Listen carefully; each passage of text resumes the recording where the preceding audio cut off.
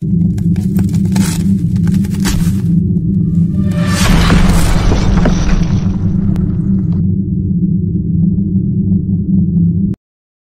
bilezik.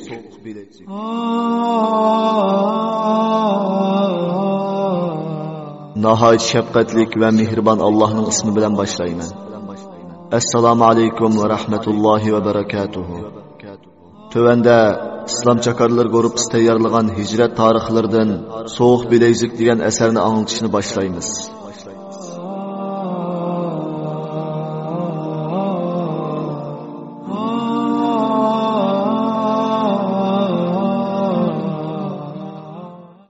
Soğuk bilezik.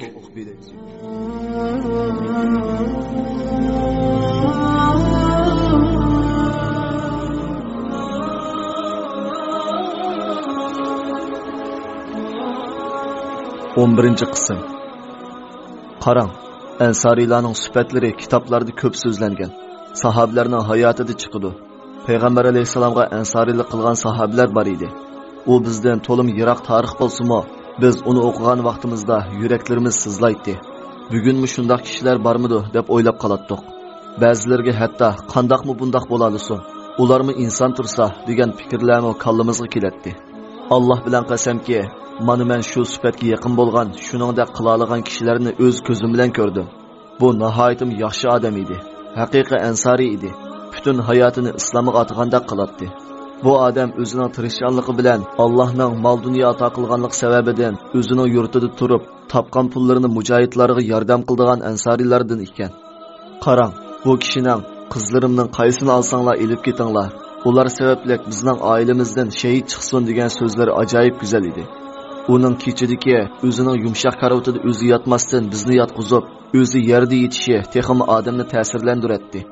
Alloh hammamizga shuningdek iymon ato qilsin. Amin. Shuningdek Allohning rizosini talab qilgan aqida ato qilsin. Amin. Mana bu kishi pulga aldanmagan, dunyoga aldanmagan, haqiqiy bir ansariyning sifatiga ega edi. Bu kishi bizni umrda ko'rib boqmagan edi. Faqat bizning Alloh uchun hijrat qilganligimizni biladi. Bizning muhojir ekanligimizni biladi. Bizning faqat namoz o'qiganimizni ko'rgan edi. Biz bilan bir millatdan emas edi. Butun vujudi bilan bizga yordam qildi. Bu odam mushu yordam qilish bilan keyingi qismlarimizda so'zlanadigan musibatlarni tortdi. Uning bu musibatlarga qandoq muomala qilganligiga va ayol bolalarni bizga xizmat qildirib, turmadan chiqishimizga yordam qilganligiga, turmadan chiqqandan keyin bizga Xitoyga qaytadiganda tamoqlarni tayyorlab berib, yig'lab turib, Alloh sizlar bilan billah, cho'qim sizlar manzilinglarga yetalaysizlar deb duo qilganliklariga qarab, ko'nglimga bir umr islomga chakar bo'lsam degan g'oyalarini mana bu kishi tiklagan edi. Gapimizga qaytib kelaylik. Uzun yo'l yurib, oxir chegaraga keldik. Biz nihoyat harg'an edik. Chunki bir kun mashinada qisilib o'ltirdik. Qattiq charchashdan keyin yotoqqa keldik. U yotoq odatdagi bir yezi uyga o'xshaydi. Yotoqda bizning tilimizni tushuntirib bergidek yoki biz o'z tilini tushungidek odam bo'lmag'achqa yotoq ololmay uzun turib qoldik. Shom namoziga oz qolgan vaqt edi. Shu vaqtda boshlariga qalpoq kiyib olgan semiz, xuddi podshohlarga o'xshaydigan ikki kishi keldi. Ular bizga ko'p gaplarni qildi. Ammo biz bularning nima deganligini bilmaydik. Namoz vaqti bo'ldi. Biz yotoqning ho'ylisida namozga turgan edik. Ular keyni tarafimizda turib, "Muslim" deb atadi. Biz namoz o'qib bo'lgandan keyin beshida do'ppisi bor bir odam turdi. Qarmoqli Hindistonlik odamlarga o'xshaydi. U kishi bizga salom qildi. Ondan urdu tilida, arab tilida va inglizcha tilda bir narsalarni degili turdi. Biz gaplarini tushuna olmadik. Oxiri heliq qalpoqli kishilardan biri ochiqlab sirtqi ishorat qildi. Biz unumay turib oldik. U "Polis" deb davomli ishorat qildi. Biz yana tushunmadik. Keyin bo'yniga esib olgan kinishkisidagi saqchi formasi bilan tushgan rasmini ko'rsatdi va ko'zini ko'rsatdi. Ondan, "Ha, bular saqchi ekan. Biz tutilib qopdik" deb bildik. Shuning bilan bizni mag'durib saqchixonaga ilib bordi. Saqchixona mo yaqin yerda ekan. Biz borgandan keyin bizga ko'p bayroqlarni ko'rsatdi. Bular bizni "Sen qayerlik" demoqchi ekanda dedik. Biz Jungoning bayrog'ini ko'rsatdik. Ammo ular so'zimizga qat'iy ishonmadi. "Sen Jungolik emas" deydi. Ular har xil tilda tarjimon ekelgan bo'lsa-mu, biz birini tushunmaydik. Oxir biz Jungo davargachga bir sarangdek odamni boshlab keldi. U azroq Xitoy tilini bildi ekan. Biz uning tarjimonligida ismimizni, nerdan kelganligimizni deb berdik. Heliq musulmon tarjimon bizga har xil tamoqlarni ilib keldi. Biz o tamoqlarni yeyolmay, orasidagi mevalardan azroq yedik. Saqchilar bizdan qanoatli javob ololmay, kech soat 12 bo'lib ketdi. Ular bizga bular zot qayerlik odamlar deganda qarishatdi. Oxir bular asta-asta narsalarimizni aqtirdi. Mening yonimda Xitoy kimlik bor edi. Uni topdi. Bizda bir iPad va bir qancha telefon bor edi. Telefonlar va kimlik Xitoycha bo'lgan bo'lsa-mo, ular bizni o'zini Xitoy deb turib oldi deb gumon qilishdi bo'lg'ay, sizlar turkmi deb so'radi. Biz yo'q dedik. Ular bir yerlarga telefon qilib, oxir bizni bu yerda yotsan dedi. Bizmo mushu ishxonada yotilgan o'xshaymiz deb ha ma'qul debdik. Ular bizning narsalarimizni xotirlab elib oldi. Keyin ikki soqchi bizni oldiga silib haydab mangdi. Bir hovlining keyni tarafida ko'rinayotgan uyni ko'rsatib, bu yerda uxlaysizlar dedi. Heliqi Xitoycha tarjimon ketib bo'lgan edi. Biz faqat soqchilarning ishorat bilan nima demoqchi ekanligini tushunatdik. Uyning oldi tarafida bir qafas bor ekan.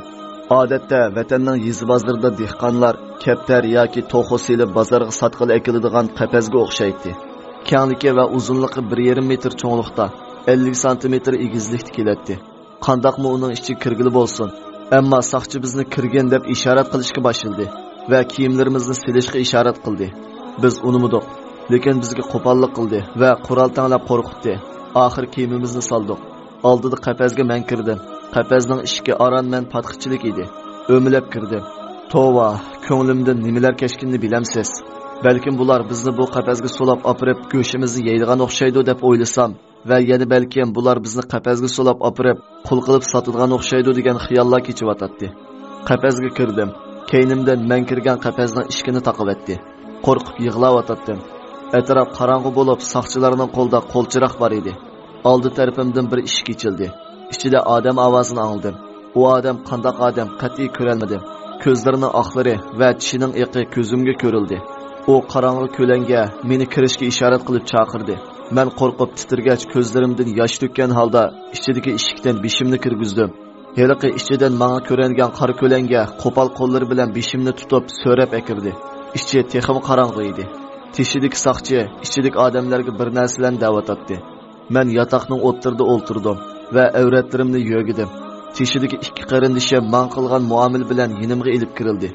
Ularning biri bo'yi ham badani kichik urug' bola edi. Yeshi mendan kichik edi.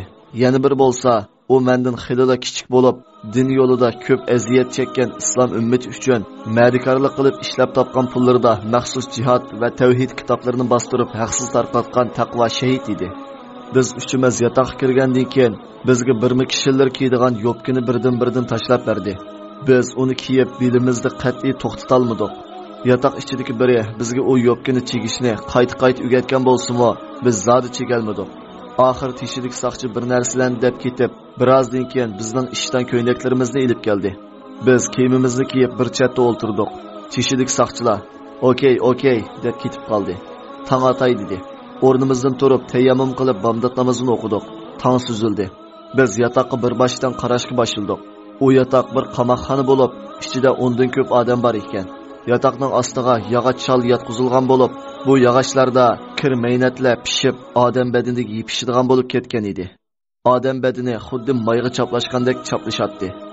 Kamir tomlari yog'och bilan yasalgan bo'lib, g'aral, ya'ni baldoq shaklda bo'lib, sirtini ochiq ko'rgil bo'ladi va shamol u yoqdan kirib, bu yoqdan chiqib turadi. U yotoqni kala qotini desammi ortiq ketmaydi. Yotadigan bir bo'lingda shalpaqli bor ekan.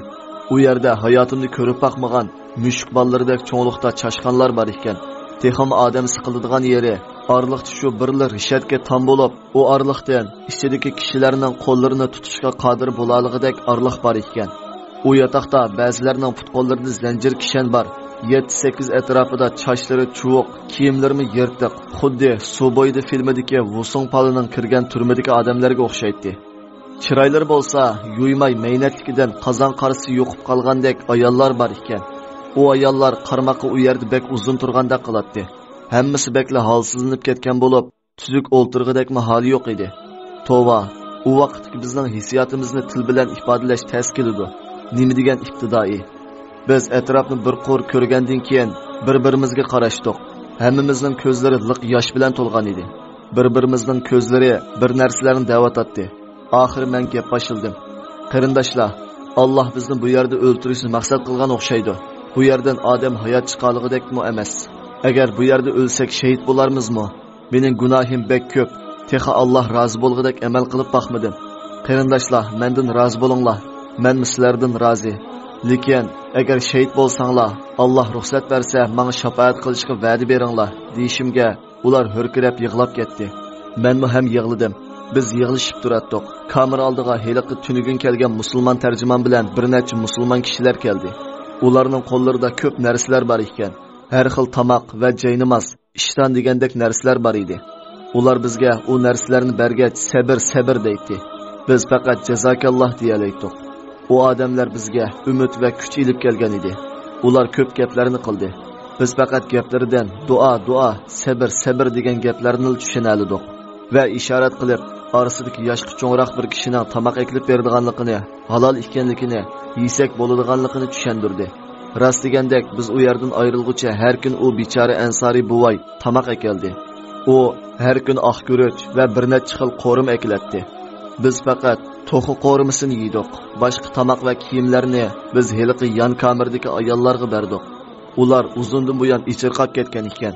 Biz tutilgan kuni juma kuni bo'lib, ertasi ya'ni shanba kuni tushga yaqin bir necha soqchi va heliqi xitoycha tarjimon keldi. Tarjimon bizni dushanba kuni Birmaning poytaxti bo'lgan Bangkok shahriga olib Turkiyaga yo'lga silib qo'ydiganligini dedi. Endi bizga texmi cho'ng g'am tushgan edi. Chunki bizni nimishq Turkiyaga yo'lga soladigandu. Bu gap rasmidu yoki bular bizga yolg'on so'zlab bizni qul qilib setirtarmi deb xiyollar qilatdik. Dushanba kuni kelguncha mushundoq andisha va qo'rqinch ichida o'tdi. Bu jarayonda erlar yotqiga ancha-muncha odamlar kelib turardi. Yotoqning alayda bir qoidasi bo'lib, yangi kelgan odamni eshikdan kirgan hamon ikki qachotqa 4 dan 8 ni urib, ondan rax bilan to'qilib o'rilgan ayollarning o'rimchichi cho'nligida qamchi bo'lib, shu qamchi bilan dumbiga 10 ni urdi ekan. Bu yotoqqa kirgan har qanday yangi keldaxonlarga berdigan kutilish murosimi ekan. Balkim u darri bilan zina qilgan er yoki ayolni 50 ni ursa, jini chiqib ketishi mumkin. Chunki shu 10 darri tayoqni yegucha yangi keldaxonning dumbisi yerilib qon chiqib ketadi. Asli bizni ular urmoqchi ekan. Allohning saqlashi bilan kofir saqchilar bularni urmanglar debdi. Asli heliq musulmon kishilar azroq pul bergan ekan. Dushanba kuni yetib keldi. Ammo kech bo'lguncha biroz kelmadi. Ertasi atiganda saqchi bilan heliq bizni Medinada yordam qilib yo'lga solgan ansorining vasitasi bilan ilib kelgan shofiri kelgan ekan. O bir narsalarni qilib, juma kuni bizning Birmaning Medina o'lkasiga ilib bordiganligini, heliq ansoriy kishini saqchilar biz tutilgandan keyin ularga yani bizga yordamlashibsan deb tutqanligini uqtiraladi. Voy Alloh, nima kunlar bular. Biz bu asrimizning ilgirki 4-bo'limida so'zlagan ansoriy shu bo'lib, u kishida bo'lgan sifatlarni biz faqat kitobdan o'qigan edik. Endi bu ansoriy biz sababli turmada. Yurkimiz texim og'riyotdi. Kunlar shu tariqada o'tdi. Orliqda uchimizning orasidagi eng kichik qarindishimiz bo'lgan Shahid Fukam bizga sahobalarning tarixi va sabr to'g'risida, jihad to'g'risida go'zal darslarni aytib berdi. Tova, bu balki mendek bir ozg'unga berilgan islomni o'rganish o'rni bo'lishi mumkin. Ammo shu topda dunyoda mening birdan-bir toniydigan odamim mushu ikki qarindishim edi. Yotoqda yemeklikka qandoq tomoq berdi va qandoq yuyinadi yoki yuyinmamdi, bularni eslay-olmadim. Shu vaqtdagi hissiyotimda bugun dunyoda eng xorlanayotgan insonlar mushu deb o'ylagan edim. Men uningdek sharoitni kinolarda ko'ratdim. Hargizmi mendek o'ynag'il borganda birni, xizmatga borganda birni haydab boradigan mashinasi bor. Iqtisod qiynalib boqmagan boyvachcha yigitning beshiga keldi deb o'ylab boqmagan edim. Lekin texi bu mening Alloh uchun tashlagan zindonning eng oddiy va eng oson ekanligini bu vaqtda xiyolma qilib boqmagan ekanman. Oxir juma kuni yetib keldi. Etigan saharda heliq shopor va bir necha chegara saqchilar kelib, bizni heliq biz kirgan qafas orqali yotoqdan ilib chiqdi. Atiganda shu yerdagi masjidning musulmonlaridan 10 kishi kelgan ekan. Ular bizga xili ko'p yeydigan narsalarni olg'ach keldi. Ular muhojir deydi. Biz tamoq yegandan keyin qo'llarimizni orqa qilib ko'yiz soldi. Putlarimizga nihoyat qolaysiz bo'lgan zanjir kishanni soldi. Ondan odatdagi oila mashinasining keyni sandiqiga soldi. Men sal cho'ngroq edim. Oldida meni solgan edi. Men bilan sandiq to'shdi. Ammo heliqi ikki qarindishimni yenimga qistab patquzdi va sandiqning ishkini nihoyat tasdi yapti. Biz endi turmaga kiribdimiz. Vayjon deyishatdi.